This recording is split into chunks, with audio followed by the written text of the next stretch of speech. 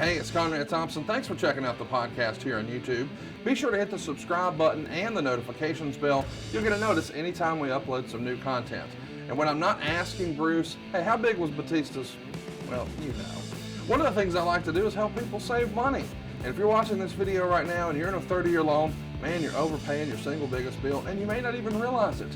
I want you to do a little experiment for me. Take your calculator out, multiply your monthly house payment by 360 payments. That's how many payments there are on a 30-year loan. That big scary number, that's your total of payments. You're looking at that number? You know you can do better. Keep more of your own money right now and go to savewithconrad.com. Or maybe you've got credit card debt. Man, it's not a matter of if I can save you money with that. Your average interest rate on a credit card is more than 20%. And by the way, all the interest you pay on those credit cards, it's not tax deductible. Whereas the mortgage interest, well, that is tax deductible. So if you owe this debt, it's up to you how to pay it back. Doesn't it make sense to get the cheapest rate possible and the greatest tax deduction possible? Find out how much money you can save right now for free at savewithconrad.com. You don't need perfect credit. Even scores in the 500s can be approved, and it's no cost out of pocket. But maybe best of all, we're licensed in more than 40 states. We can help more families than ever before. But how much can we save you? Find out right now for free with a quick quote from savewithconrad.com.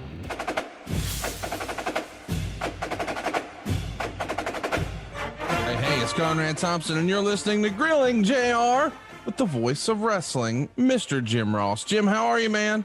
I'm good, Conrad. Life has been good, and sure appreciate everybody joining us this week. Fun show to talk about. A lot of other things in the news as well. Well, before we get into it, in today's episode is No Mercy from 2001. It took place exactly 20 years ago today. But man, let's talk about what's going on today here in 2021. You guys are moving around a little bit on the calendar. Tell us what's going on with AEW this week.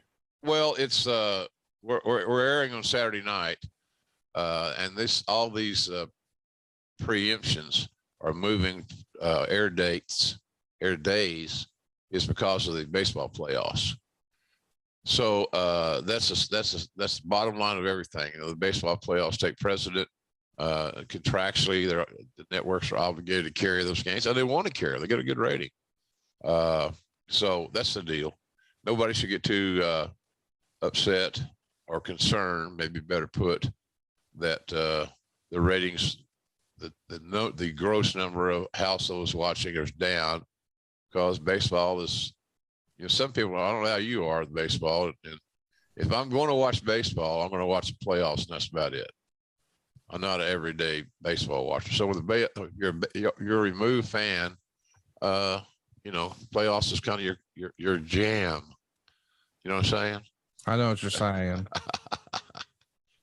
So anyway, that's the deal. So Saturday night, and then sooner than later, we're going to be back at our regular Wednesday night spot, and you know, then we're counting down the days to where Dynamite moves to TBS. That's going to be kind of cool. That's really going back to the old days. So that's fun. But that's the deal. You know, we just have to keep doing our work, and the show's there on Saturday or whenever. We just got to do good shows and keep the pump prime for when we get back to normalcy. So that's the deal.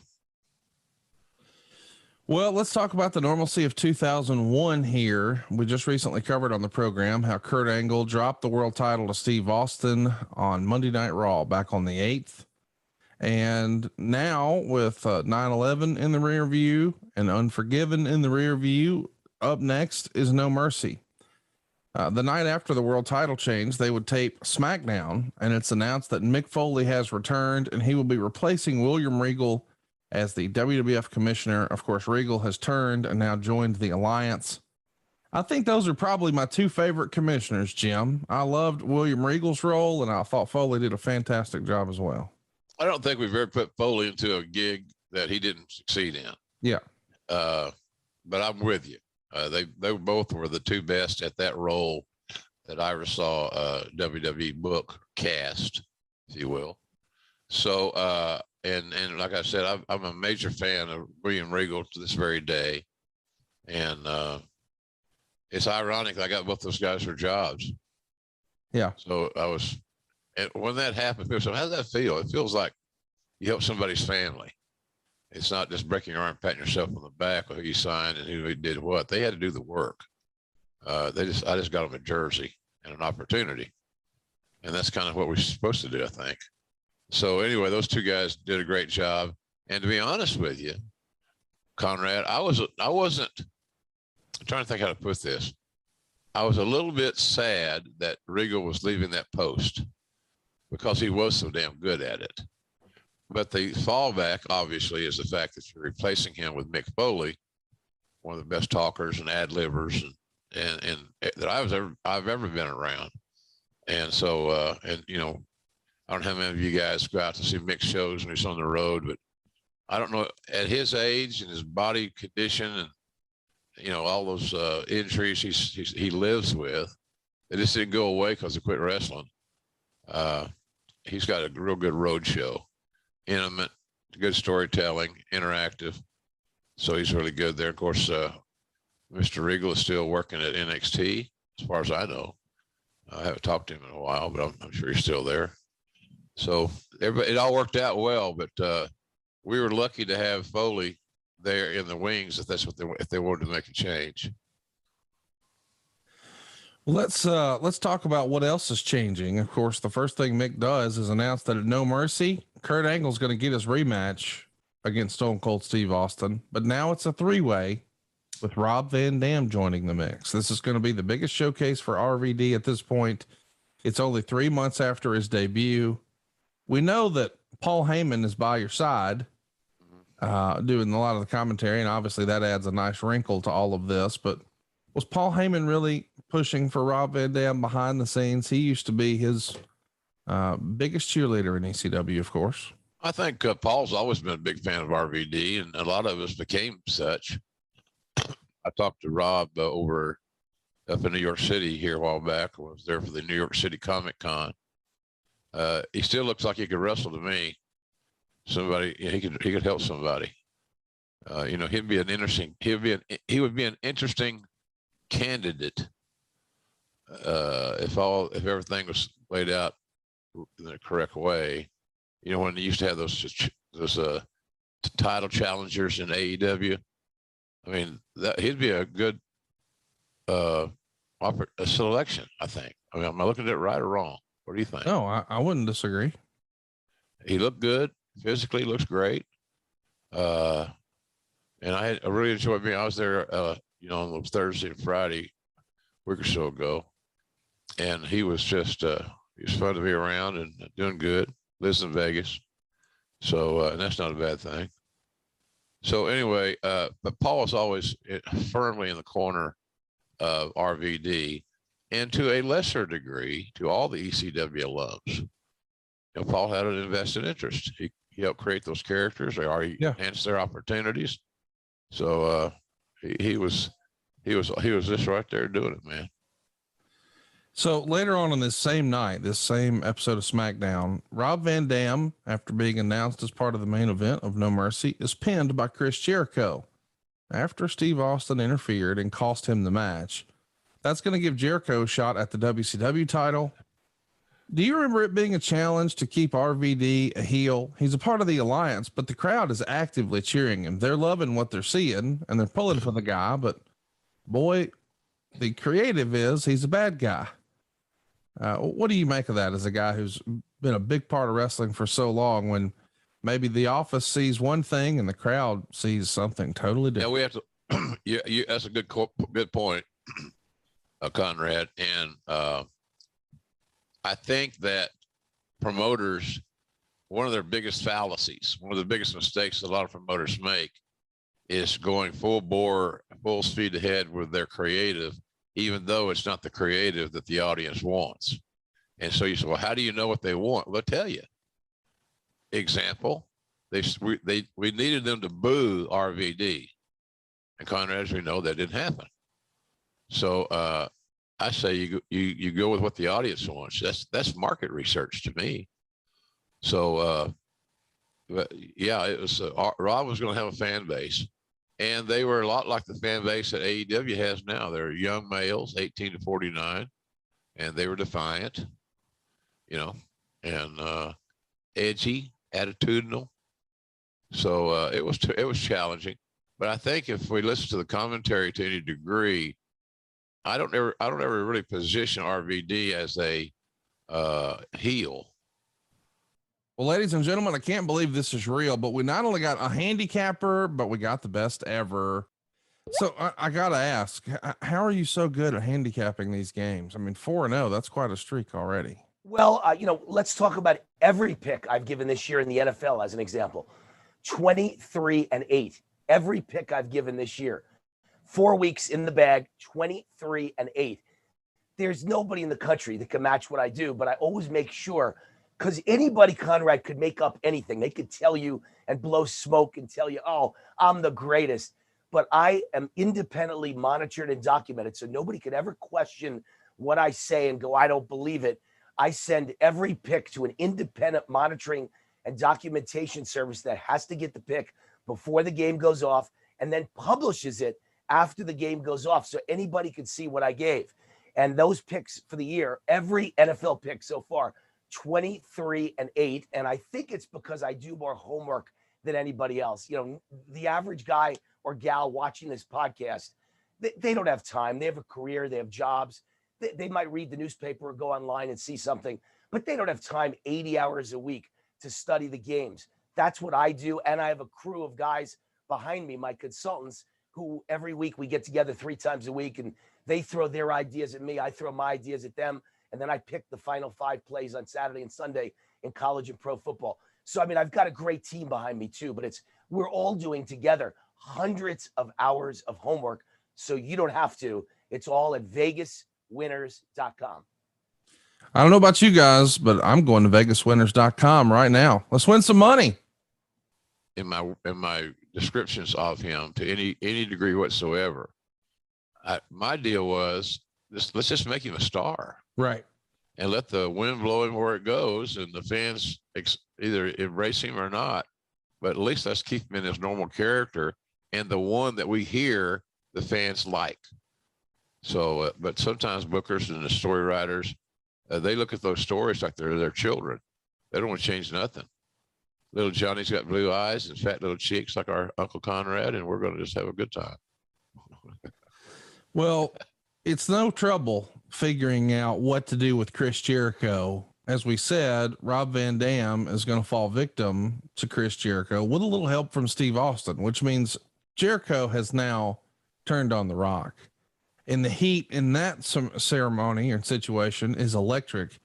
Do you think Chris was always just a better heel than a babyface? He was always better when he was at his most edgiest. And if that means stepping over the line of babyface heel into Heelville, shirt for you, then maybe, yes, he was a better heel than babyface. He wasn't a bad babyface, but I think Chris had more fun being a heel in that time of his life and in that era, because let's be honest about it. Look at the baby faces that were there for him to work with. And Austin and Rock and, RVDs and all those guys. So there was a lot of baby faces there that were were over. So he knew where the money went. The money went to those main events, and he wanted to get involved in it. And the way he was going to do that was become a villain and be the antagonist for the Austins and so forth, the Rocks of the world. But I think he was really effective. And I think it's because he really had fun doing it. And I haven't talked to any heels that I can recall, Conrad, that didn't love being a heel. It just was fun to make people boo you. I don't understand the logic. It's psychological. I get it. But boy, they all had fun being heels. And even Austin, he was having fun being a heel when we turned him. Well, the audience turned him. We didn't do shit. The audience turned Austin. And Austin went right along with him. And that's one time where Vince listened to the audience. Austin was getting over. Just listen. How'd the merch sales go tonight? Well, he's a heel, but he outsold any babyface on the card. There's a lot of measurables there that you can ascertain and utilize. So, but Jericho's good at any role. I think Jericho will end up being one of the best TV commentators of his generation when he goes to that position if he does full time. He's just really good, man. He's got a little bit of David Crockett in it. Look at him. Look at this. Good stuff. Watch JJ. Watch JJ. Yeah. Wait a minute, David. He hasn't taken his shoe off yet. Let him take his shoe off, then say, watch JJ. Anyway, yeah. So I want to ask about Maven next. We see Maven on this SmackDown. In a quick effort, he loses to Taz. Maven, of course, is a product of Tough Enough. Right. Obviously, you need to keep whatever fanfare you've built up from this guy on your new program, Tough Enough, and try to showcase him on TV, but he might not be ready yet. Did you think he was ready? No, I didn't. I thought that, and this sounds bad, and I don't want to get roasted for this, but that was not a really super strong class for Tough Enough. It just didn't quite make it for me. And as the long story went along, I don't think Nydia and Maven, they didn't make it. But the class in general was not overwhelmingly strong. And that's a result of how they're selected and the process they go through and all that stuff. So I'm not blaming the coaches, but I think our system kind of failed the event at that time with a weaker roster than we probably normally would have liked, quite frankly. Let's talk about the Tough Enough concept. Overall, were you a fan of that or not so much? I was a fan of the concept, but it's like any other TV show. That's what it was. It was a TV show. It's all about the casting, i.e. the booking in wrestling vernacular. And so that's the key to the whole damn thing is your roster. Who are you working with? And, but I didn't think it was a bad idea, quite frankly. I thought it had a lot of merit. It was a unique way to open a door a little bit farther on our product. So, no, I didn't have a problem with Tough Enough, the concept. I had a problem with Tough Enough at times and the casting. So in your Ross report, you're going to discuss Russ Haas's recent heart attack and his issues. For those who don't know, Russ was Charlie's brother, and the Haas brothers were the Oklahoma tag team in developmental. Yep. What was going on with Russ at this time? I know ultimately he's going to pass away by the end of the year, but did you feel like there was going to be an opportunity to, sort of get the train back on the tracks for Russ? A lot of people had big hopes for him. Yeah, I think, and we did have big hopes. We thought, you look at these scenarios with some precedent in mind. And, we're thinking there were a lot of great brother teams, that weren't even brothers were still, successful. The Valiants, for example.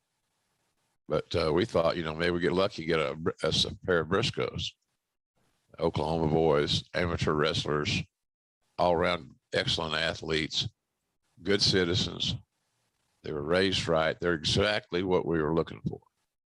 And so we had high hopes for that team and thought they could go far.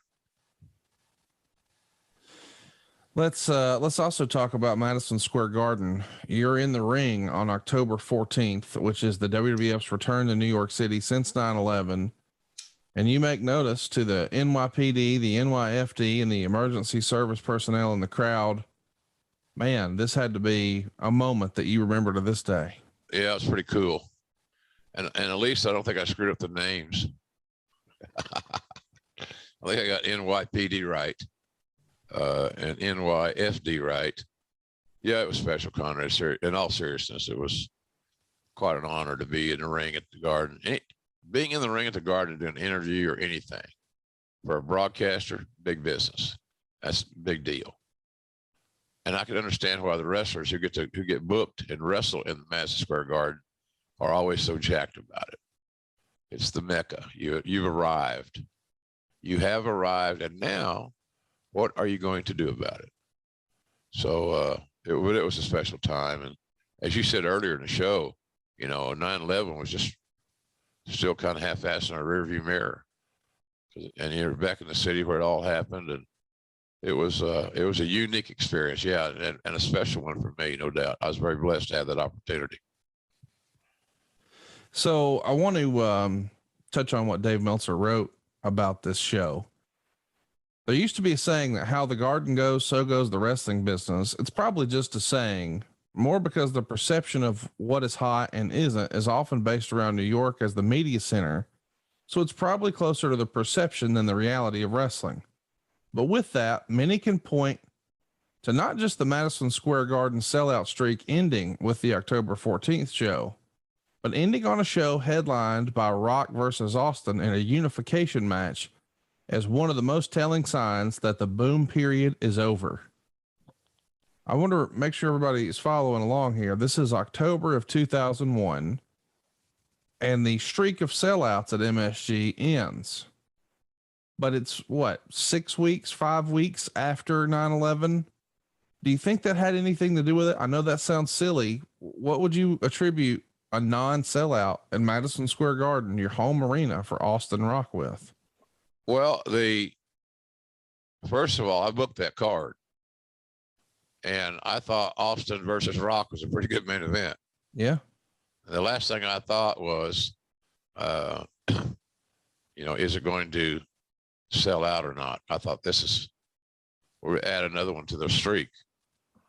But some outside interest, in my opinion, Conrad, like 9/11, affected the card, affected the attendance, affected people coming downtown.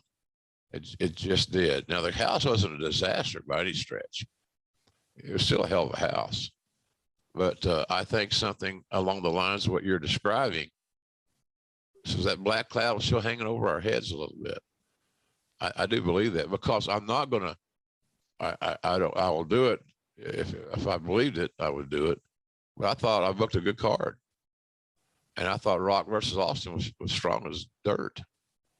So I think there's other outside forces at stake. Instead of saying, well, it wasn't a very good main event. I can't agree with that one. But in the old promoters would say it didn't draw because you didn't have what they wanted to see. Period. So I'll fall back on that sword.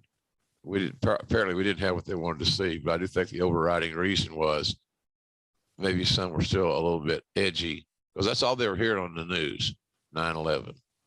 And are there more terrorists and all this stuff? And that's New York City's New York City. So I don't know, buddy. I think there are several forces in play here, but I don't think the main event had anything to do with it. It has as much to do with it as it normally would.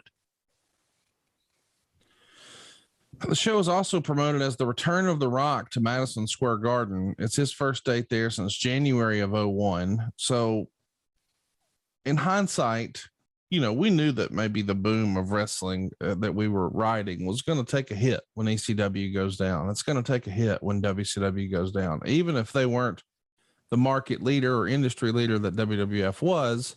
Still, with less competition, that's going to hurt the business. And a lot of people thought, well, the invasion angle, we can just recreate it. It had not gone as swimmingly as we would have hoped. And candidly, the whole Austin turning heel thing, there's a combination of things here that have led us to where we are. Is that fair to say? Yes, absolutely fair. And I think it's spot on, quite frankly. A lot of changes in the landscape. People say, well, I don't understand with this competition thing. Well, the more wrestling shows that are on television and doing well are getting a regular viewing, the better it is for the genre in general, because it strengthens the genre. And it gives fans a chance to make a choice. And it gives wrestling fans who love to consume the product more opportunities to watch more wrestling. And I think that's a pretty good deal. So yeah, you're right. You're right on the money on that deal. There's a lot of things in play that, quite frankly, we couldn't control on that Garden show, because Austin had already turned heel. We talked about that ad nauseum here. It wasn't a great move, in my opinion. Maybe I'm wrong. So, but it was interesting times. And I think when we analyze on Grilling JR here, people can really see trends and why they happened and what kind of stopped the momentum and things of that nature. So, and that's one of the charms, I think, of what we do here. We're going to take you behind the scenes, and we're going to do a little, forensic study of what's happened. And I don't know how many other companies offer that, especially with my relationship and my position at that time, puts me in a unique spot to talk about these shows. Let's talk about another big story in the Observer at the time that, man, people are still talking about now. The big story in the Observer the same week is about how the WWF was losing fans over 30. Now, this is 20 years ago. And these days, everybody talks about the demo, whether it's 1834 or 1849. There's been a ton of talk, especially in the last 18 months or so, about ratings in the demo. Once upon a time, all we cared about was the number.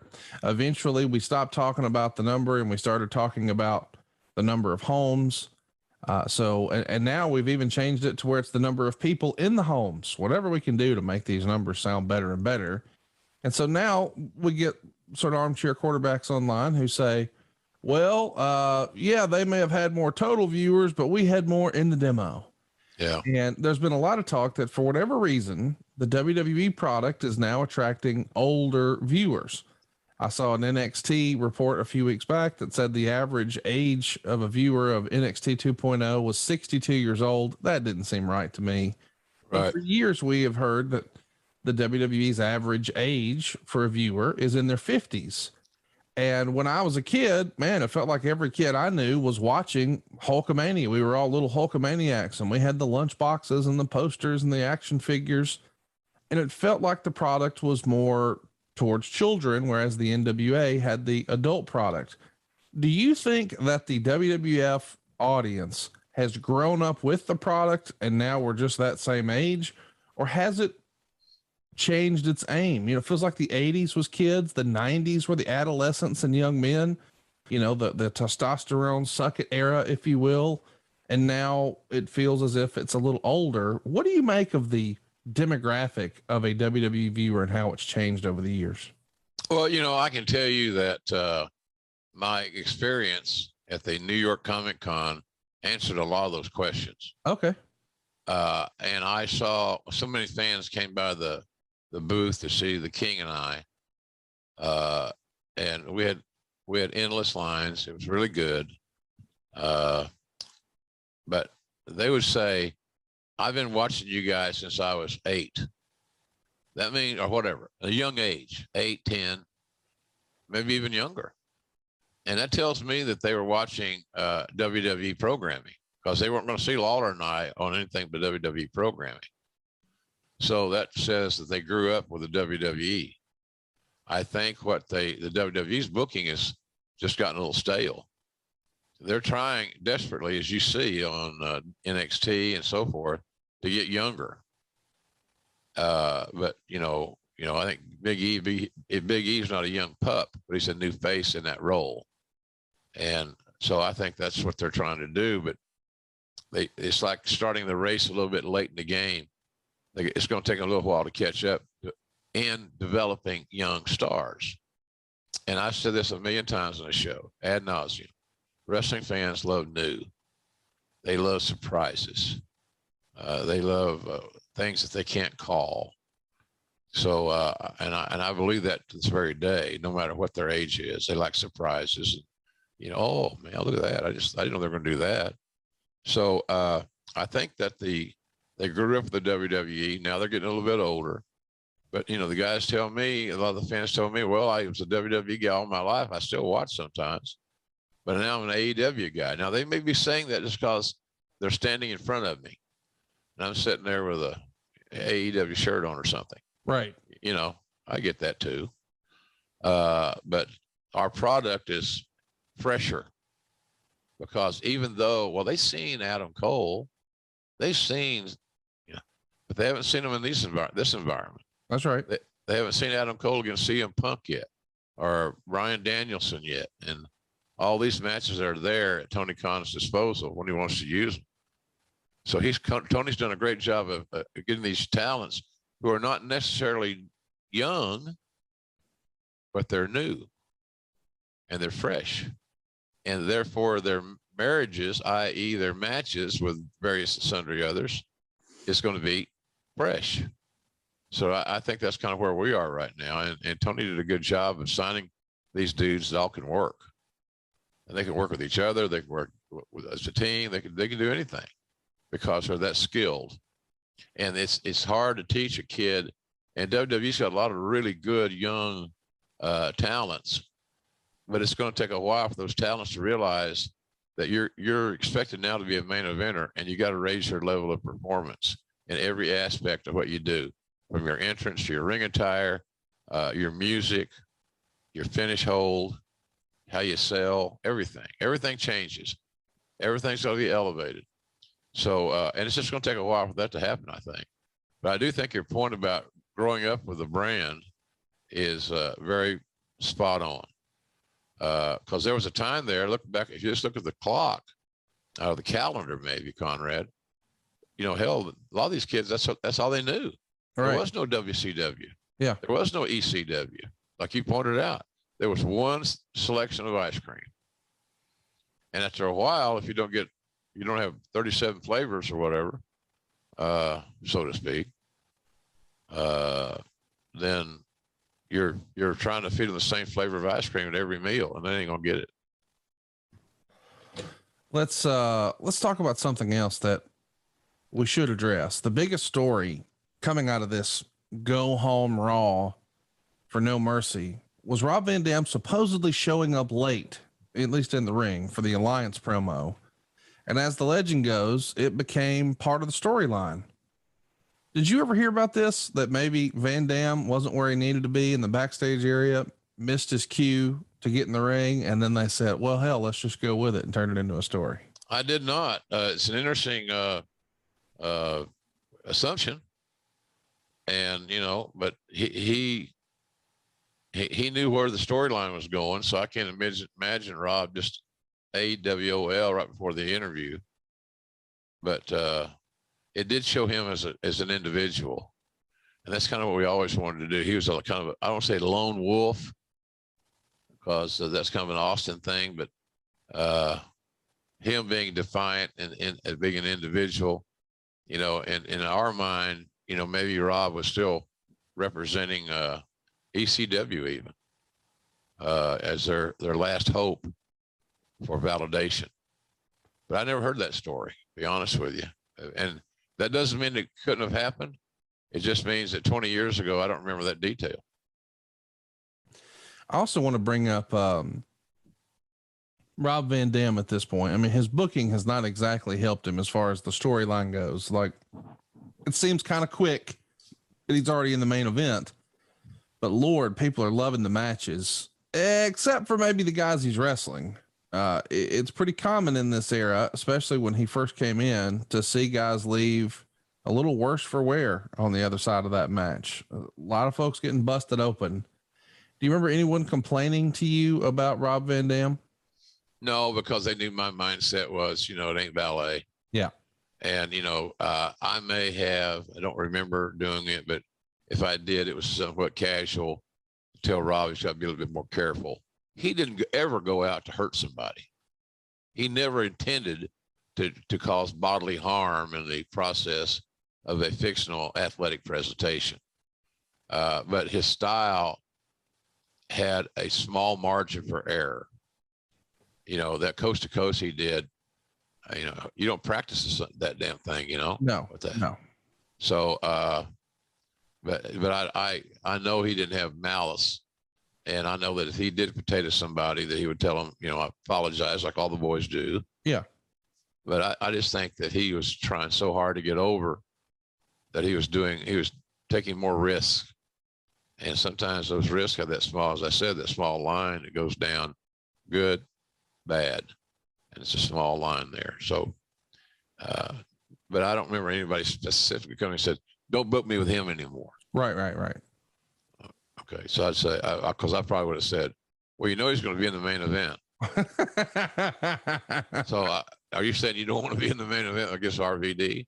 I know what they said. No. It's not that bad. I said, well, communicate with him. Tell him what you're comfortable doing and what you aren't. You won't have a problem there. Talk to me about promoting a three-way. No, not that kind. Is it hard to promote a three-way main event? Is it just too many people to feature in remote? It feels like you might be a little old school and you like mono. What do you think of that? I mean, from a storytelling device, I get it. But also, you know, when you think about the great posters back in the day, the promotional efforts for these days we could say UFCs, but you go way back to boxing and early days of wrestling, and this guy versus this guy. It was David versus Goliath. There wasn't a three-way dance in that deal. It's this guy versus that guy. Are you a little old school? Do you prefer that? Or do you think that that's maybe aged out thinking and a three-way main event's just fine? Well, it depends on the situation, how it's built, and what three guys are in that main event. I don't have a problem with three ways. I booked a lot of three ways when I was doing the live event house show booking for WWE because it added star power, supposedly, allegedly, to the main event. But they're not easy to pull off, because you got to have one guy that's incapacitated for a brief interlude so the other two guys can tell a little bit more of the story. Then one of them's got to go, and then you come in, the other guy who was out now is back in, and it's the same formula, it's the same system. And I'm not a big fan of predictability in systems in that regard. So it really depends. I know I'm riding the fence, not giving you a good answer. I apologize for that, but it really depends on who's in a damn thing and their willingness to work together and having some familiarity with each other. I think probably the guys that pulled off the three ways, maybe better than anybody, were the Dudleys, the Hardys, and Edge and Christian, because they had a lot of three-way matches that were priceless. But they had a formula. They knew what they wanted to do. They had a game plan, and they got along, and they encouraged each other to try things, and they're willing to take a risk. So, but it's not an easy match to pull off without question. But we thought maybe this one would be good. I think a lot of fans, because Van Dam had the momentum and this new rush of accolades and positive reinforcement, they actually thought he might win the title, because it's easy to give the loser of the fall, the champion, an out. I never liked the fact, when I first started booking these triple threat matches, and I started way back, there were three ways until there was one winner. So they had to have two pinfalls, two decisions. And the talents complained about that to the old man, not to me. And they changed the rule. So and I didn't like that, but it's how it went. But they're challenging, Connor. They're daunting. But you can also create a hell of a poster with those three guys. Like you said, the posters sold a lot of fights, a lot of matches, and so forth. But I'm not the biggest fan of them, but I've booked a lot of them because it just seemed right at the time. Well, it seems right that we talk about the show. No Mercy from St. Louis, Missouri. We've got 15,647 people in there. An incredible gate, $762,255 through the turnstile, not counting merch.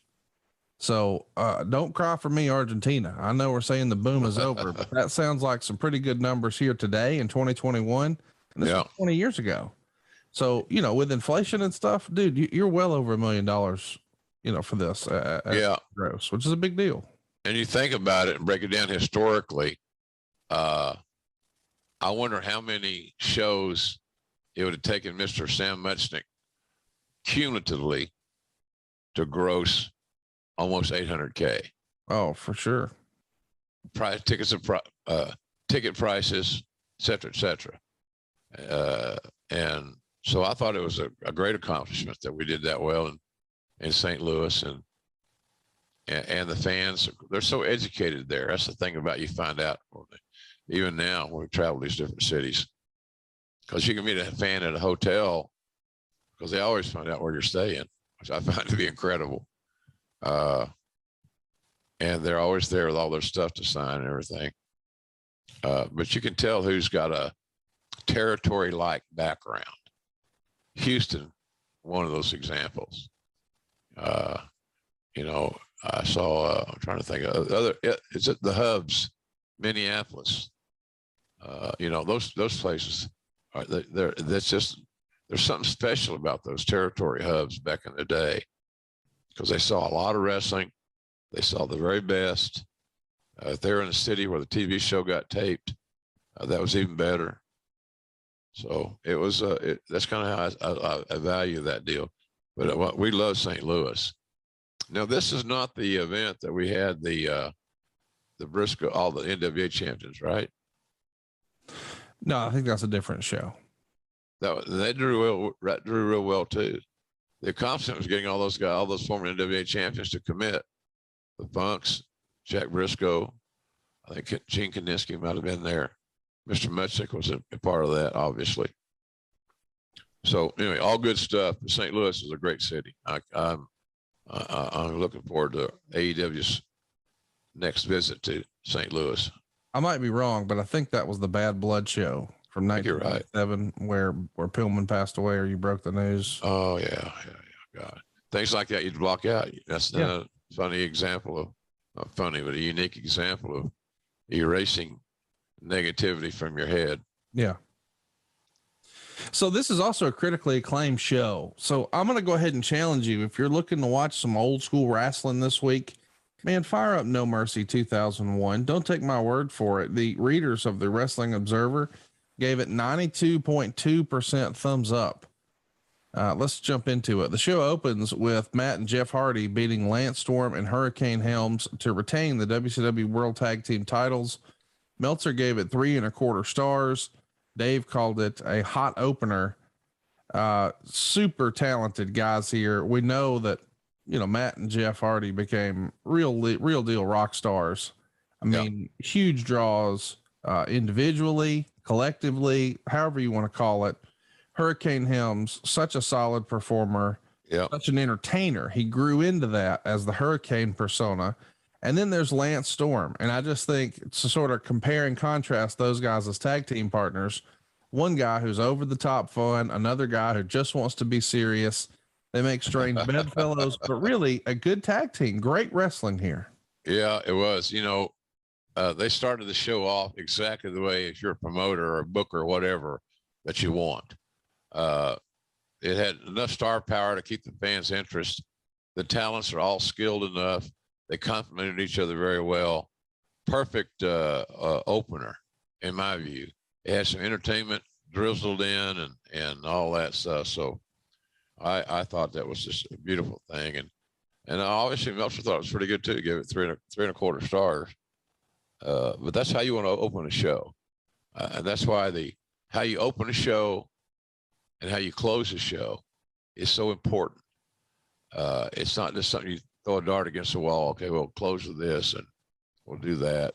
And now if you're a 2-hour show, like AEW is, the opening of the show, the crossover at 9:00 Eastern, and the final segments going off the air are, you know, that's what you got to babysit first. So in other words, you book those 3 things first rather, and then you build around it. But that's how this thing worked. We had a great opener, and you got the crowd involved, having fun and a lot of action, stuff like that. Hey, look, I'll take, if I had a territory, I'd take the Hardys, Lance Storm, and Hurricane Helms on my roster any day of the week. Absolutely. Any day of the week, because they're just good-hearted people. They're talented. They're motivated. They're longtime wrestling fans. And I got a lot of respect for all those guys. Lance Storm has evolved when he was doing his training, one of the best trainers out there. Hurricane's got him a gig at WWE behind the scenes. Jeff's still there wrestling. Matt's with big money. Matt's with AEW. So they got legs. Yeah, they do. I'm proud of those dudes. So Jim, let's talk about Lance Storm here for a minute. Do you think in hindsight, the timing wasn't right for Lance Storm? He was always a favorite of mine. You knew whenever he came out, not only was it going to be entertaining, but you were going to have really good wrestling. That was my experience watching him in ECW, in the WWE here, in WCW before y'all. And it feels like, I don't know, if that guy was born 10 years later, man, his story could have been a lot different. What do you think? Yeah, Lance, we didn't capitalize on Lance's perceived lack of charisma. And that was a creative issue to me, because you can't discard somebody's amazing in-ring skills, their locker room etiquette and character, because they allegedly can't cut a promo. You keep him in his lane, and later on I thought he had some funny stuff, and I would have found a way to get him on the field. That's what been my goal. Because here's the great thing about it. In addition to him being a great instructor and teacher of pro wrestling to young students, he can have a great match or a solid match with the greenest of the green. Yeah. And it was kind of like the formula I used to get when we were building that Divas division up. You got to get some girls in there, ladies in there, like Mickey James, Jazz, Jackie Moore, Lisa Moretti, to work with the young ladies. And the same thing holds true with the guys. You got to have a veteran that understands the business, that's really good at his skill set, and willing to help other talents. And Lance is certainly that way. Great team player. Like I said, if I've had a certain number of spots on a little territory, I'd find a room for Lance Storm. No doubt about it. What do you think of the WCW tag titles at this point? Meltzer would say they were clearly treating the WCW belts as secondary to the WWF belts, which in everyone's mind they are, but they've got to change that perception, or they might as well just drop the belts. What say you? Well, yeah, we devalued them, and that's egocentric. That's all that was based about. It's like, well, if we get their belts over, they might go back to Atlanta and start over. No, they work for us, you dumbass. Right. They're contracted. Their name's on the dotted line. So I thought that was it didn't make any sense to me, Conrad, to devalue one of your assets. And that's kind of what we did in a business sense. Devalued an asset that could have been monetized significantly. Let's talk about the next match here. We've got Test and Kane. They're going to go 10 minutes and 9 seconds. Meltzer actually dug it. He gave it 3 stars. He says, notice the WCW guys go over on a WWF mainline star are actually WWF guys. The two put together a good match. So it's Test over Kane in 10 minutes and 9 seconds. Meltzer would say, Test clocked him with the ring bell right in front of Nick Patrick to establish Patrick as a heel and pretty much tell everyone a screw job was coming.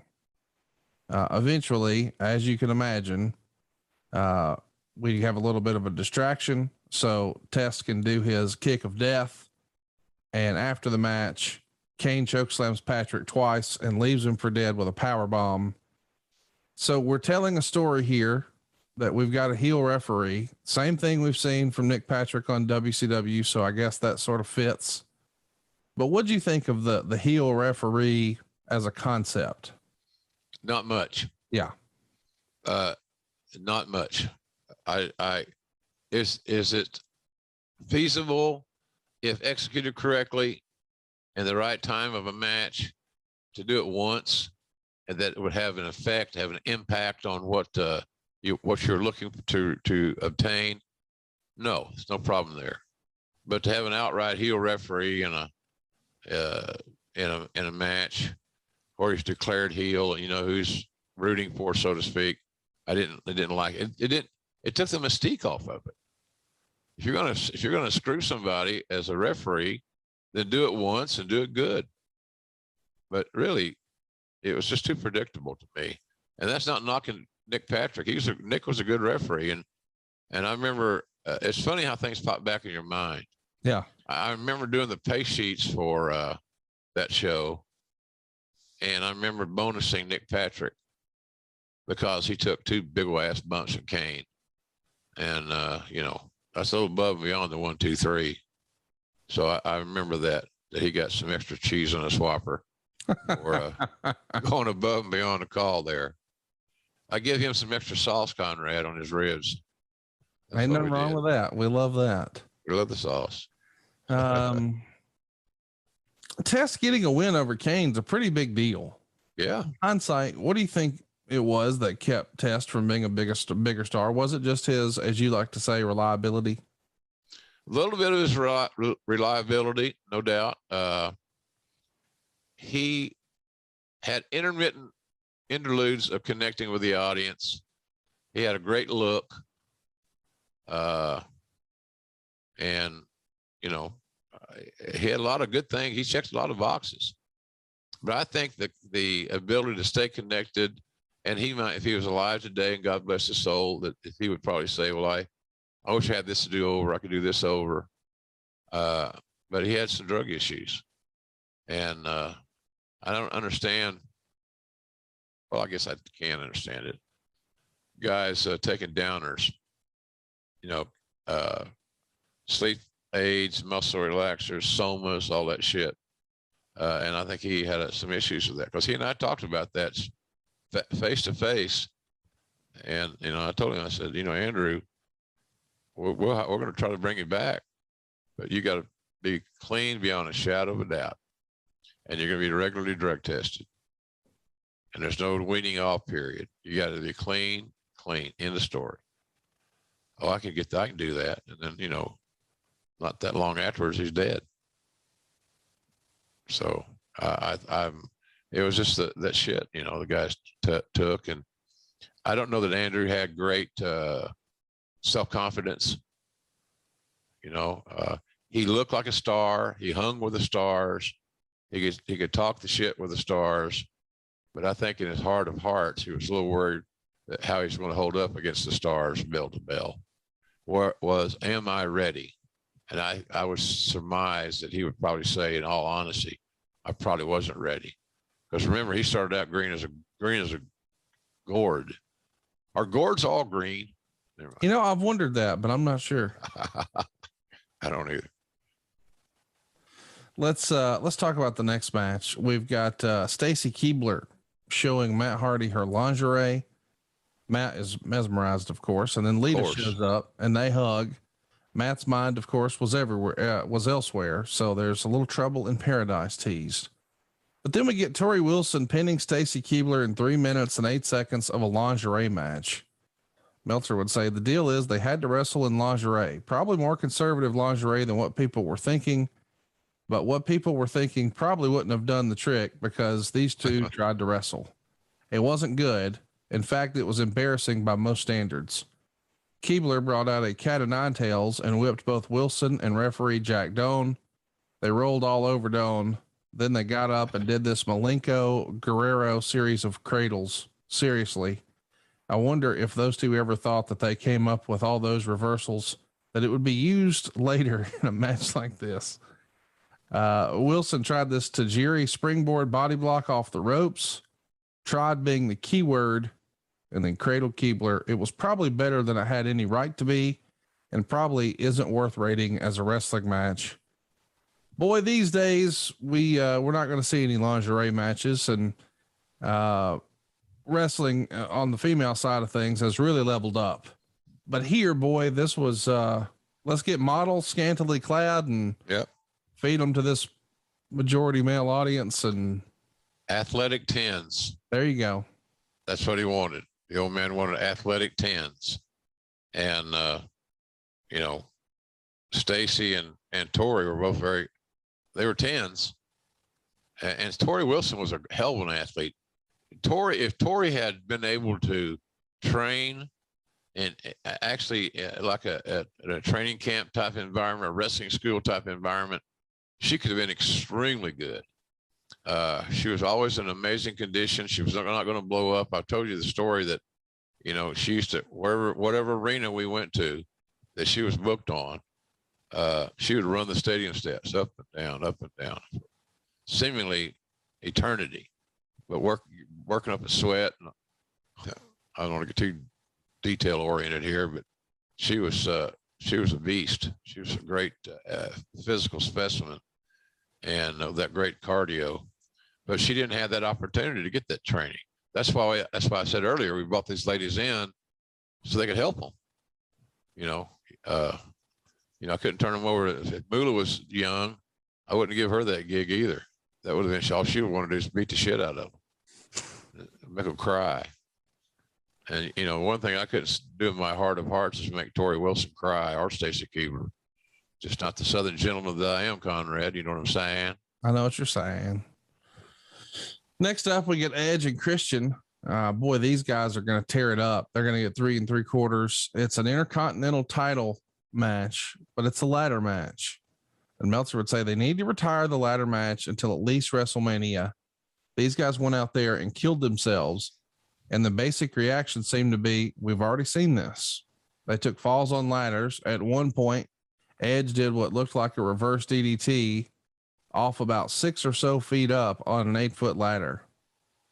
There's so many big spots here. I mean, they're even trying to do the concerto. Edge is bringing in a third ladder. All 3 of the ladders are set up.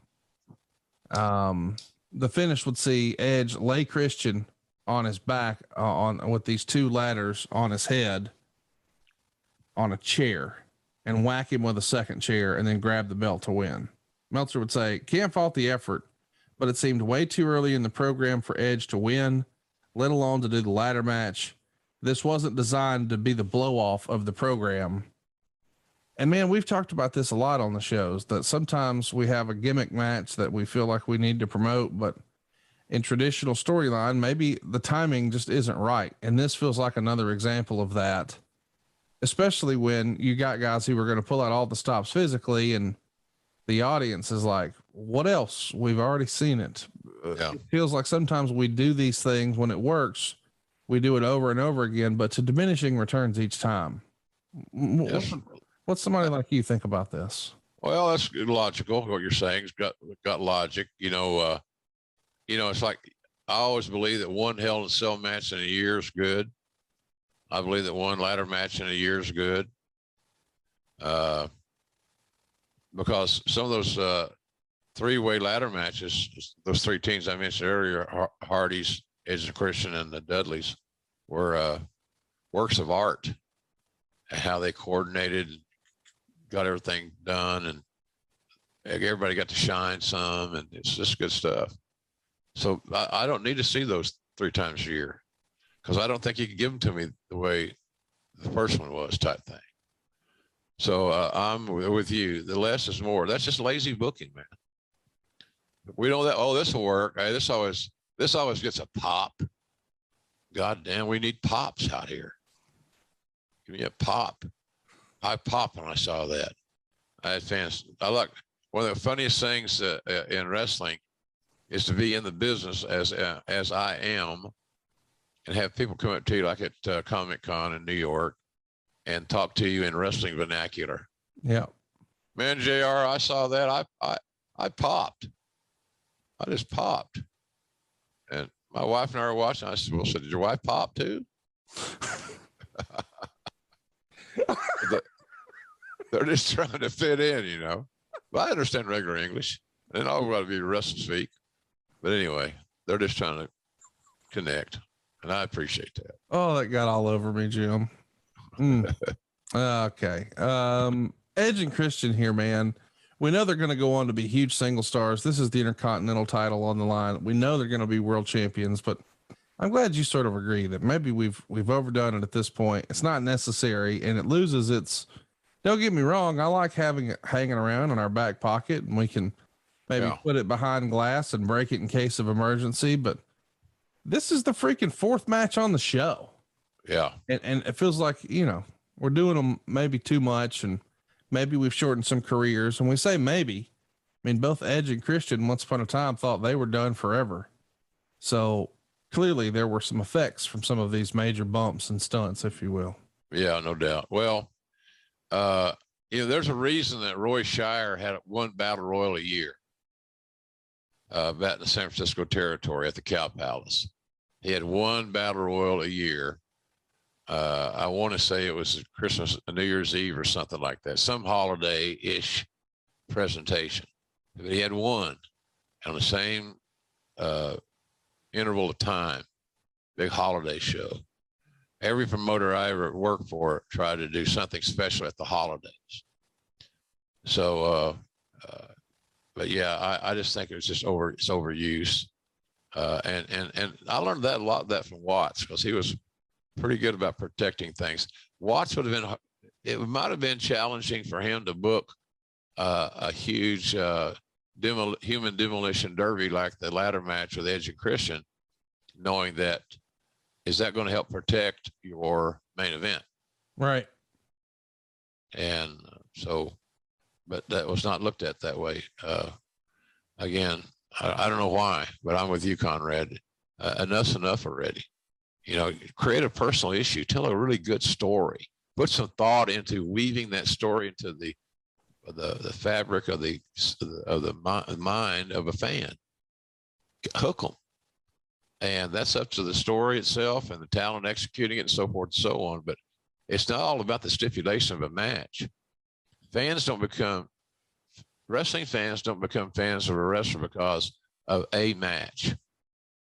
It's a body of work thing. In other words, I don't love Mick Foley because of Hell in a Cell. I find a lot of reasons to love Mick Foley. And notwithstanding the fact he took a massive bump off the top of the cell in June of 1998.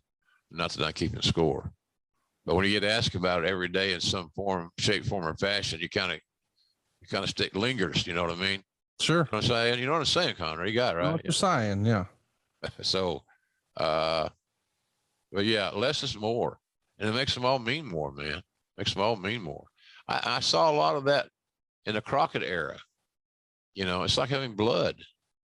There's hardly, it seemed like, I don't remember any big shows or any shows in significant venues that weren't a blood fest to some degree.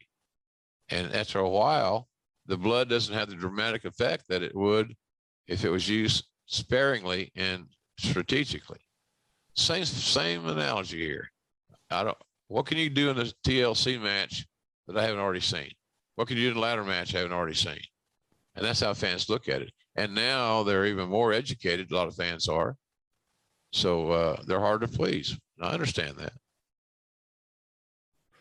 Let's talk about what's next. The Dudley boys are in the 5th match. They're going to retain their tag titles over Big Show and Tajiri. Meltzer really dug it. He gave it 3 1/4 stars. Eventually, we get the mist blown, but it winds up in the eyes of the referee, Jimmy Corderas.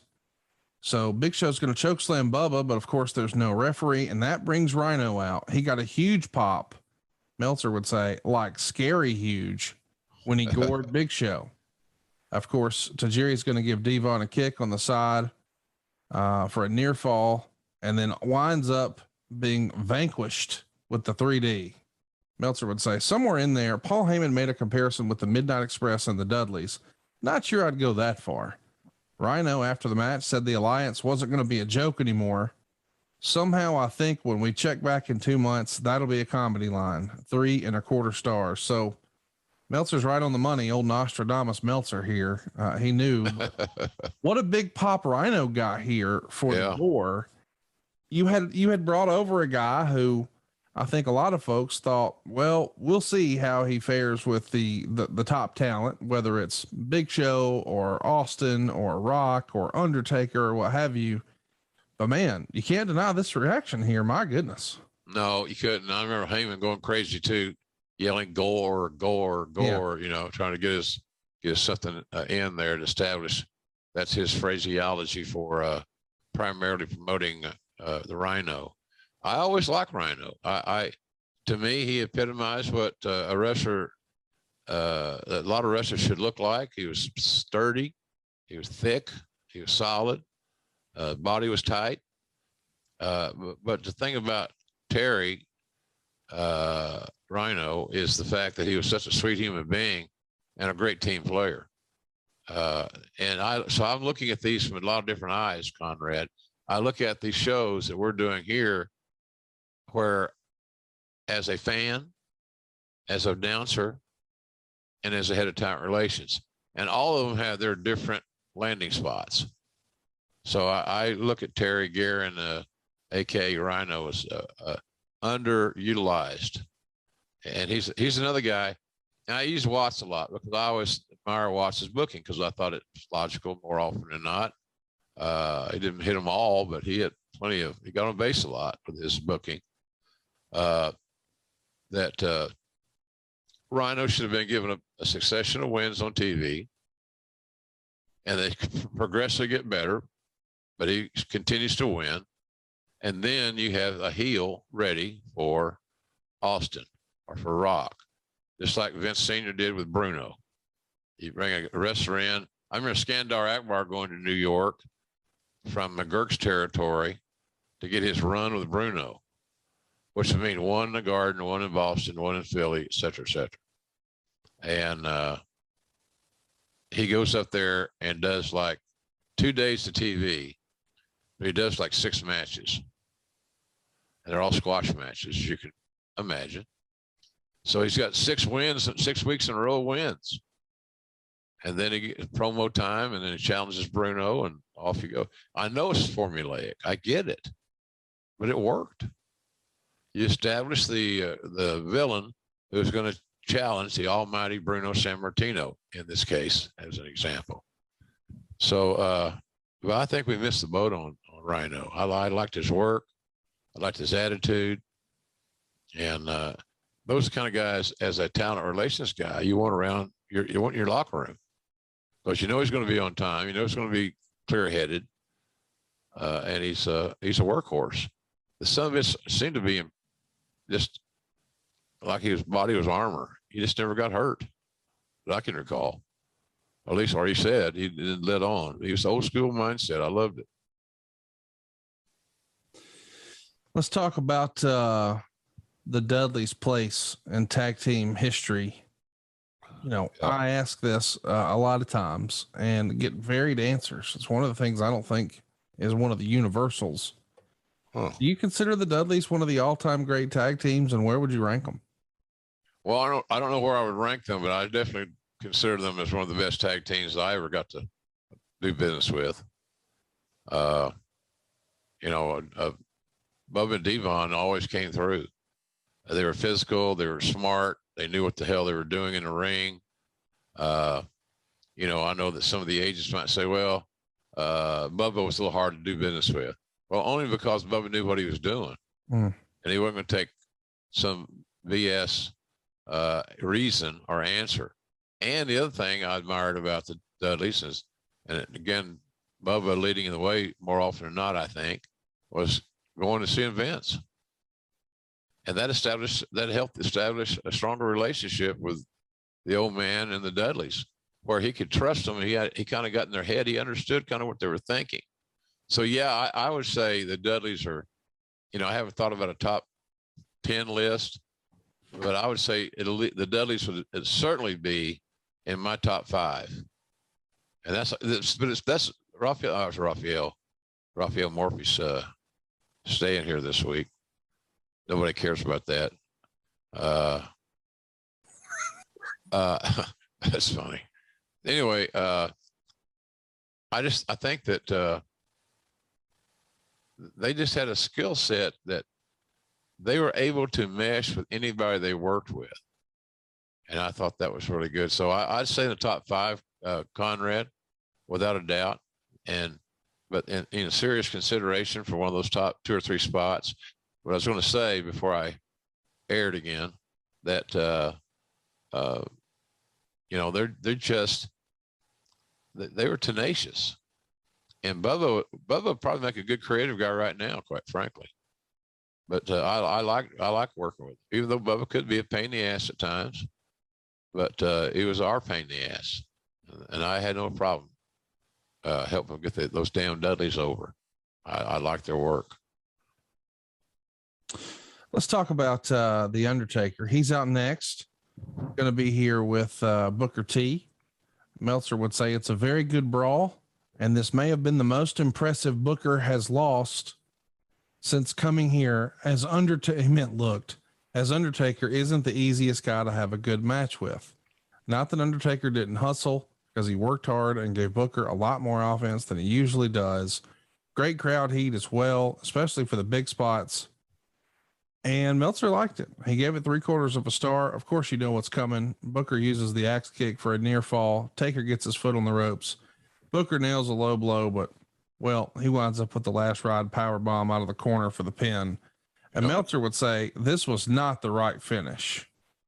He felt like Booker T, perhaps, that's at least inferred, should have gotten the win here. It would have obviously meant more for Booker's career for him to beat Undertaker than it meant for Undertaker's career for him to beat Booker T. Do you think when it comes down to, as we like to say, nut cutting time, that was simply a matter of Vince not wanting a quote unquote WCW guy to get a win over the WWE at times franchise, the Undertaker? He didn't want to beat Undertaker, no matter what reason. Vince didn't want to beat the Undertaker. But I will concur. The thought of Booker T getting a heel-like win over the Undertaker would only set up a great return and would enhance Booker T and the alliance standing. But again, it just came down to where I would say that Vince didn't even seriously consider that option. Taker's going over. Nobody argues. Nobody, and they shouldn't argue. I mean, that's what the old man wants. He built the Undertaker. He created him. He knows what he's doing with him. But I do see Meltzer's logic, and let's go the other way with it. I don't think it was ever a serious consideration, but a viable consideration at least, no doubt. It wouldn't hurt the Undertaker, like you said, Conrad. Getting screwed in a match by a heel that you're trying to build up, you got high hopes for and big plans for, would make all the sense in the world, because a loss was not going to affect Taker. He was a made man. There's that term again. You've gotten yourself in trouble with that line. I guess I did. Chat me up about Booker as an opponent for Undertaker. You know, we've heard over the years that Undertaker, for whatever reason, didn't like working with this guy or that guy. How did he feel about working with Booker? Did he view it as I'm working with an enemy? I mean, it feels like these guys would have hit it off, two Texas boys, right? Yeah, both from Houston or Houston area. Yeah. I don't recall any. You know, Booker was so well liked by most guys because he's always laughing and joking and, you know, jovial, always in a positive mood. So I don't know. I'm not aware of any issues that would have made me think that Taker didn't like Booker T. Now, Bruce might tell you a different story, and he might be right. But you know, Taker was not one to come complain. He was, you know, he was Clint Eastwood. We're gonna have a gunfight. Okay, let's have a gunfight because I'm going to shoot you. I'm going to blow your head off. Okay. So he was the Clint Eastwood of our company, and he had great confidence that he can make a match work. The thing about it is that when you're wrestling an attraction type wrestler, one that is better seen less than more, like an Andre or a Taker or a special attraction guy, you got to work their stick. You got to get their stuff in because that's part of their routine. In other words, you're going to take a choke slam. You know, you're going to take some hard hits. Undertaker was a great striker. May have had one of the best punches in my lifetime. He was great. I remember he punched me one time in Oklahoma City, I think it was. I thought he missed. And when he looked back on TV, it looked like he tore my head off. But thank God he didn't. So, but you got to work his stuff. You got to do his thing. And and be smart enough then while structuring the match around what Taker does best, that he needs to get in for the crowd and not say, well, I didn't see you do this. He didn't do this. You gotta work his match and be smart enough to work your stuff in with it. But at the end of the day, if Taker was dominating the match, Conrad, in his previous assumption or idea that it might work if Taker did the honors, again, that would have worked. Taker dominates and Booker T cheats to win, sets up another match. And like I said, there's a lot of winners in that scenario. But again, I don't know that it was really that seriously considered. Knowing Vince, it wasn't considered at all. Next up, we should talk about Chris Jericho. He's going to win the WCW World Title from The Rock in 23 minutes and 44 seconds. It gets 4.5 stars. Go out of your way to watch this one.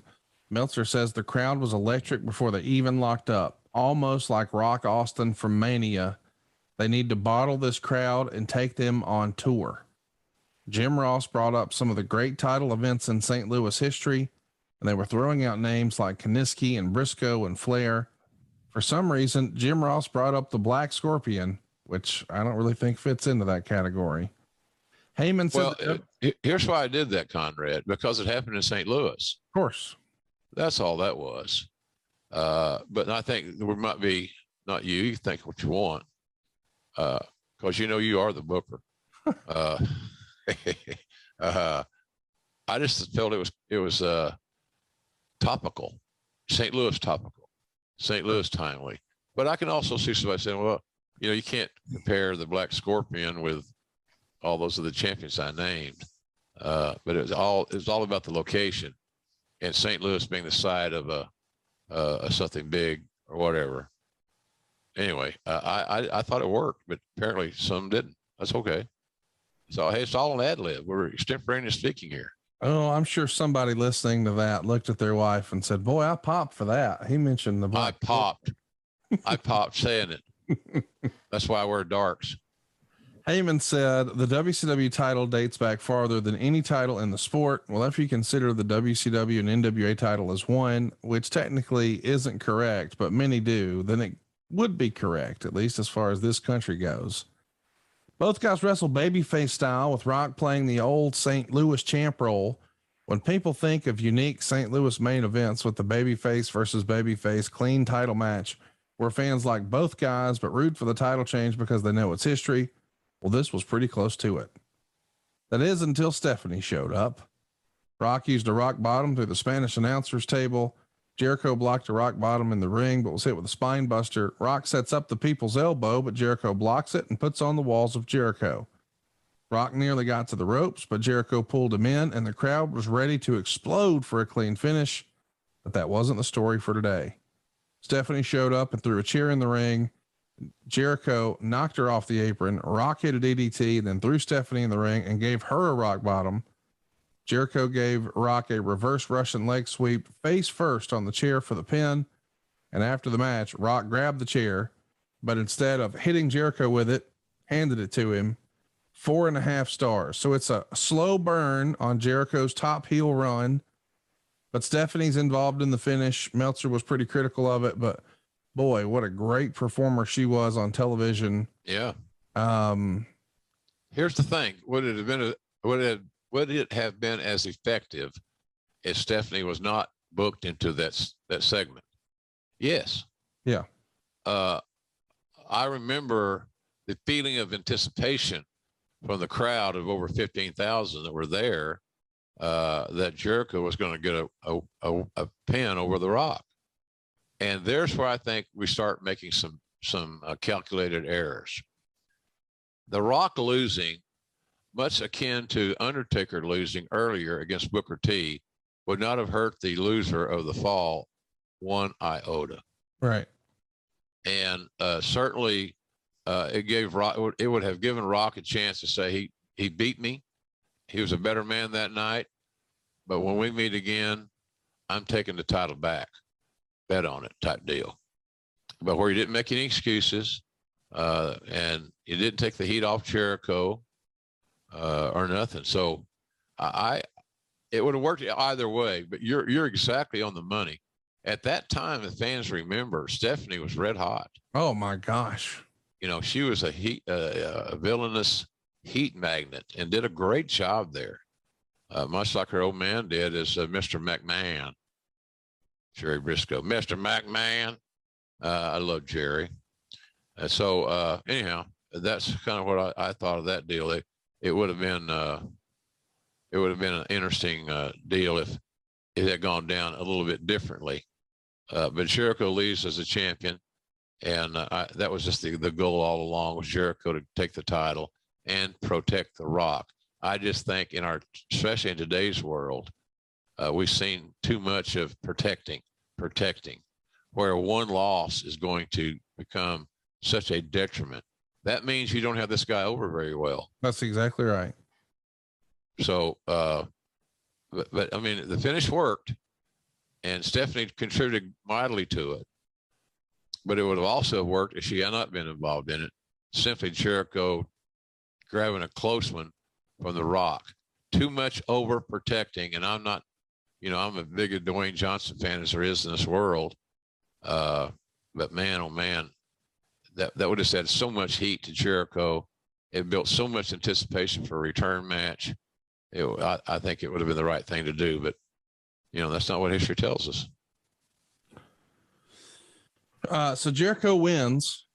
He's the new champ, but we've got lots of story now. It's Jericho's first major top title. The irony of it is it's the WCW Championship. After he was told he would never be a top guy in WCW, here he is on a WWF pay-per-view, beating perhaps the biggest star in the business at the time, The Rock. Yeah. For the old WCW title. There's some real irony there that I'm sure he had to enjoy and revel in. Oh, I'm sure he did. But, Chrissy's not a guy that's going to make a huge deal out of it. But I think the bigger thing, you celebrate where you have arrived.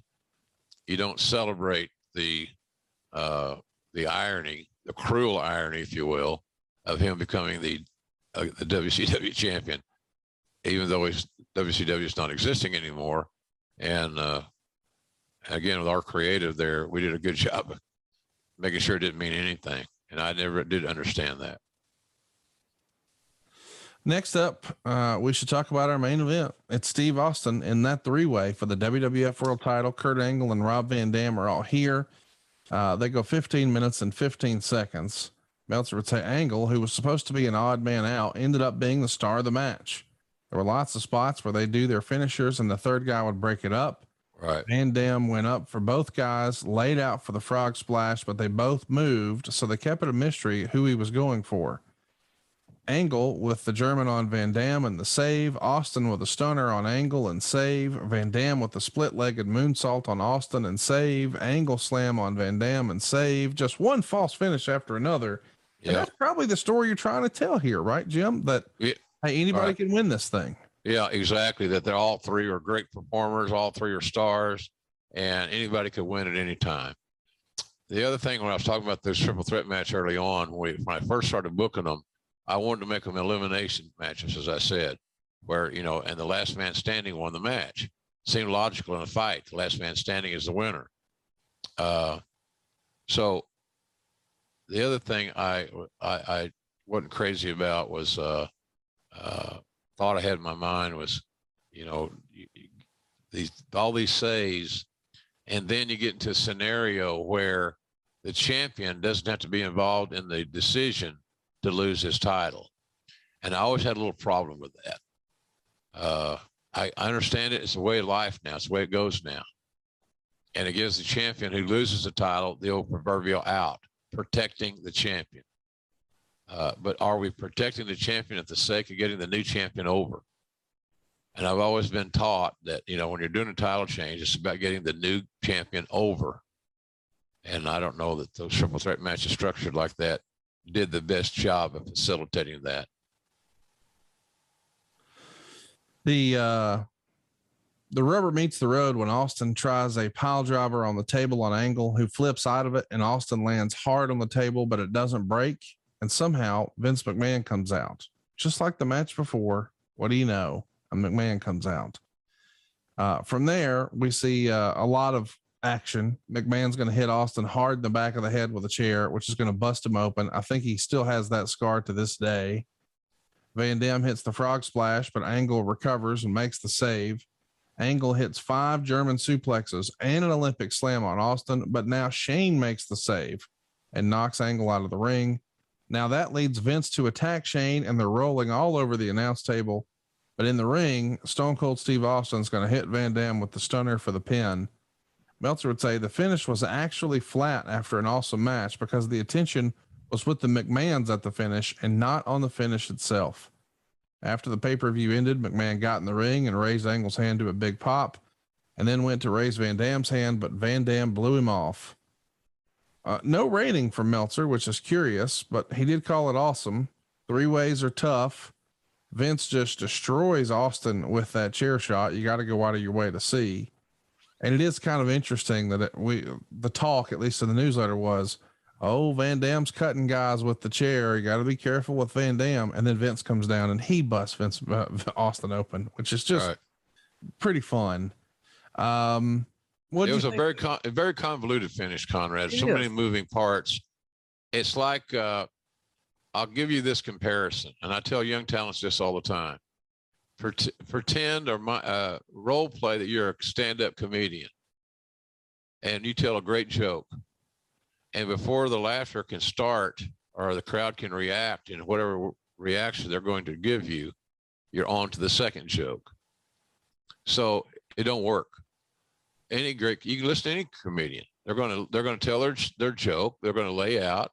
They're going to get their reaction, whatever it may be. Then they're going to continue to joke number 2. We just didn't have any. There was no time to sell things. It was just boom. It was pop, pop, pop. And I thought it took the story down, watered it down a little bit because those guys had a hell of a match. I mean, they, like you said, they did some really aggressive physical things. They showed off. They got their stuff in. Everybody got some stuff in. But then we overthought it, I think, and overbooked it a little bit there at the end. But, you know, that's 20 years ago. So it's still up for debate. I'm sure some people that watched it or will watch it now that we're talking about it may have a different feeling about it. And you should. You should be able to watch it and create your own take on what you saw. And your take is just as good as mine or Conrad's. But I would suggest that you watch this match and you determine if you think it was overbooked at the end. I like this show. You know, it's tough to put a major pay-per-view together in 2 weeks, and it shows. I mean, I guess the build for this show was a little lackluster, and plans change. But considering the next night on Raw, the invasion is blown up, this is a fun show. And we'll talk about the invasion blowing up some other time. But you watched this show for the first time since it happened. Gosh, 20 years ago. What did you think? Thumbs up, thumbs down, thumbs in the middle? I pleasantly remembered it better once watching it, obviously. And I liked it. I liked the show. The crowd was great. The talents all performed well. You know, that's one thing that's kind of universal in Meltzer's assessment of this show is that he may not have agreed with the creative layout, the creative strategy, but he said in almost every match, the talents had great effort. And as a talent relations guy or a coach type person, the great effort is essential. And I thought that was kind of cool. Great effort all the way down the card. But it's easy to go back in time and say, well, I'd have probably done that differently. And I think maybe if Vince is looking at it again, which ain't going to happen, then he may say the same thing. You can always do things better if you got a chance to get a dry run there, but that's not the case there. You're working without a net and you're working on live pay-per-view. So live TV is a different animal, man. A whole different animal than the old days of taping a show and then being able to edit things and stuff. It's a whole different ballgame to do live with no net. It's exhilarating. It's a funnest thing I do. Live TV. It's nothing like it. So, and if I do a Rampage show time to time, knowing that it's taped, I don't approach it any differently. but you still know that on those Wednesday nights or Saturday night this week, for example, on Dynamite, that you got no net. You're live, and what you say is out there, and what you mispronounce, like I do sometimes, out there. Hey, I don't apologize for it. It's just the way that it is. Again, it's extemporaneous speaking, folks. And you got a lot of noise all coming in your ears. You got the crowd noise. You got your announcer's noise. You got a producer's noise. So sometimes it gets overwhelming to process all the audible things that you're hearing and not misspeak. So it's no excuse. I guess it is an excuse, but it's not a good one. Shouldn't do it. But anyhow, I liked the show. I thought it was well done. And as you said, Connie, coming together so quickly, I thought we got more out of the show than maybe we deserved for a 2-week build. I want to mention, if you're a fan of my podcast or wrestling nostalgia in general, or maybe you're looking to connect with other wrestling fans like yourself, adfreeshows.com is the place for you. You can get all 7 podcasts early and ad-free and on video for as low as $9 a month. That's just 30 cents an episode. So if you're looking for even more, we've got tons of exclusive bonus content. We've got live experiences with your favorite stars of the past and the present. You can't get any of that stuff anywhere else. Adfreeshows.com is the community. If you're a wrestling fan, it is the community. Sign up right now at adfreeshows.com. And coming up on adfreeshows.com, we're going to be bringing you something special. If you're a member, we've got your great reaction from the bonus show where we had you watch the old Bash at the Beach 1996. And next up, we're going to be covering Hulk Hogan versus Roddy Piper from Halloween Havoc 1997. That's the same month where you guys presented Bad Blood, where it was the first ever Hell in a Cell cage of the Undertaker and Shawn Michaels. Of course, it was the debut of Kane, but those guys were doing, I think, what you called Age in the Cage. If you want to see Jim Ross watch that and hear his take on it, just join Ad-Free Shows. It's fun too. I'm telling you, I have a blast because I have to be very honest, as I try to be all the time here. I've never seen that show back. And the way I'll probably watch it and get the most out of it is to see it back for the first time when we do it. It's just more natural. It's more organic and it's more real. And, you know, I also want to compliment you, Conrad, on your Jerry Jarrett piece of business on the adfreeshows.com. I was at first mesmerized by Jerry's ponytail. It was wild. I was not expecting when he answered the door. I was taken aback. I mean, I would have been, you know, because he's in his 70s, right? Yes, he is. So he's with it. He's with it. So and good for him. And he's a big part of wrestling history. And I'm glad that you got a chance to sit down with him and talk through it. It's really very informative and educational in my view. And but he's quite the character, Jerry was. So I enjoy. Congratulations on that. It's good stuff, man. So that's what you get, folks. Adfreeshows.com. I don't know why 30 cents a show is what it averages. Come on, you spend more than that. Quick stop. Coming up on Grilling JR next week, you'll be answering questions directly from our listeners. And if you want to join the conversation, that's easy. Just go ask us a question on Twitter. It's at JR Grilling. That's where you'll need to head to. It's at JR Grilling. And we're going to do a classic watch along here in a couple of weeks for Monday Night Raw, where Brian Pillman pulls a gun. Then we'll talk about Chris Jericho's 2001. Then we'll look at the end of the invasion at Survivor Series 2001. It's fun to look back at wrestling from 20 years ago. Yeah. It's almost as fun as checking out jrsbbq.com. And I saw a bunch of tweets over the weekend where people thought, well, perhaps Conrad's just shilling this stuff a little too hard. I'm going to try the all-purpose seasoning. And man, one after another over the weekend, including a couple of guys who tried it on eggs and thought that's make-believe. They're sold. They love it. It's good, man. We're lucky. We created a product that works, and you know how self-gratifying it is, like your creation of the adfreeshows.com network. You know, you've built a hell of an entity there. And so as a food manufacturer, you're trying to find things that taste good and that people like and have more than one use and the all-purpose seasoning is certainly one of those things. I put up my mom and Jan's JR's original barbecue sauce with anybody's. It's really good, and you know, it's like sex. You know, the worst I ever had was pretty damn good.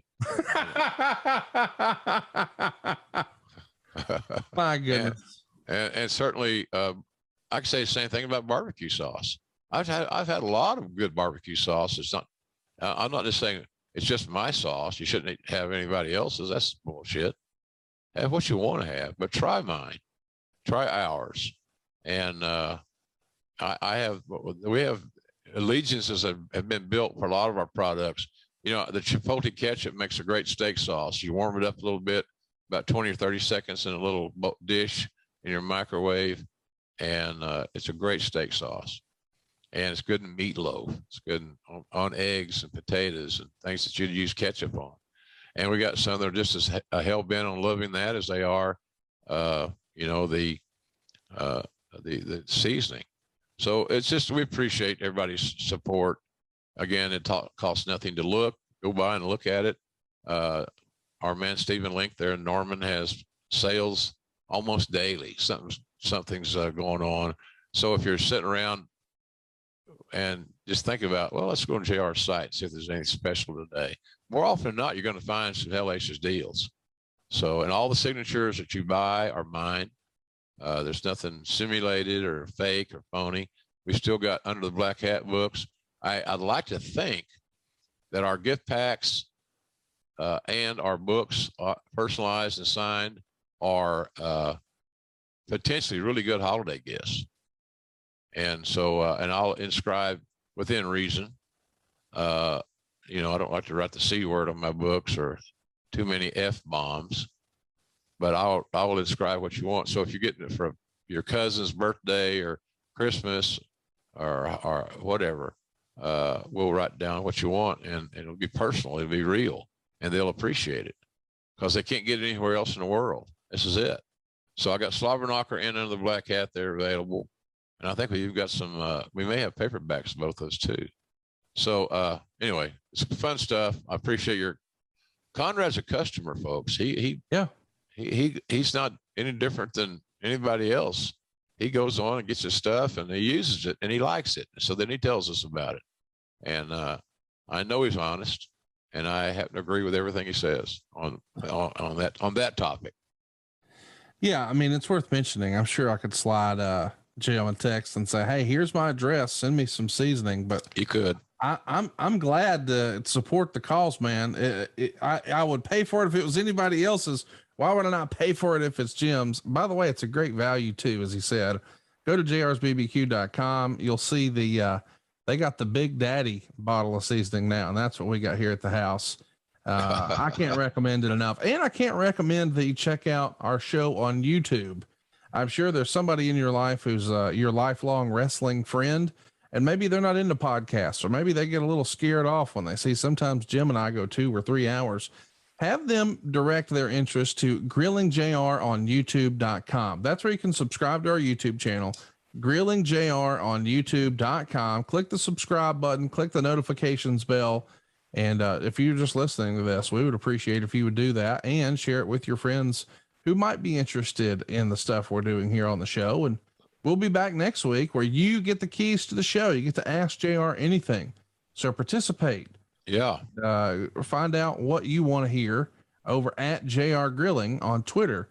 But Jim, this was a great show, man. I can't recommend this show to everybody enough. No Mercy 01 is seemingly a forgotten pay-per-view, but top to bottom, a phenomenal show. Phenomenal show.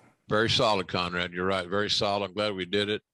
I did go back and, going back and look at the effort all these guys put forth in some tough spots, challenging spots, whether it be the Hardy's tag to start the show off, then you got to follow a ladder match, then all that stuff. It's just it was a daunting show for the talents, and I appreciate their efforts, and even more now after going back and looking at it, because at that time we were in such a fast-paced, one, as the Lawler would say, one can't grieve forever scenario because we had to go do Raw the next night. And you're only as good as that last show you did. So, and there's no time to rejoice or celebrate. It's time to go to another city and do Monday Night Raw. And the fans that didn't watch the pay-per-view expect an update, and they expect a great night of entertainment. So he never got to let up. So by seeing this show, I got to watch it in a little bit more normal, like a fan, like I am. And I enjoyed it. I found myself not fast forwarding it very, very often. It's just fun to watch, man. It's fun to watch. Ladies and gentlemen, stay tuned. Next week, we're coming your way for another exciting edition of Grilling JR, and it's Ask JR Anything. Go join the conversation right now on Twitter at JR Grilling. We'll see you next week right here on Grilling JR with the voice of wrestling, Mr. Jim Ross. And Connie, I love those cheeks. They're getting more luscious and supple every week. My God. So it's good. That's Mr. Barnett to see you, Conrad. He loves you. You know he does. There's a lot of you to love, brother. And we love him back. Yeah, that's right. Exactly. All right. Hey, folks, thanks a lot for joining us in our crazy, completely ad-libbed, unrehearsed, unscripted show. And we hope you enjoy them as much as we enjoy bringing them to you. So have a great week. Do something nice for somebody. You will feel better by doing so, I promise. Hey, it's Conrad Thompson. Thanks for checking out the podcast here on YouTube. Be sure to hit the subscribe button and the notifications bell so you get a notice anytime we upload some new content. And go save yourself some money right now. If you're in a 30-year loan or you have credit card debt, it's not a matter of if I can save you money. It's a matter of how much. Find out right now for free at SaveWithConrad.com.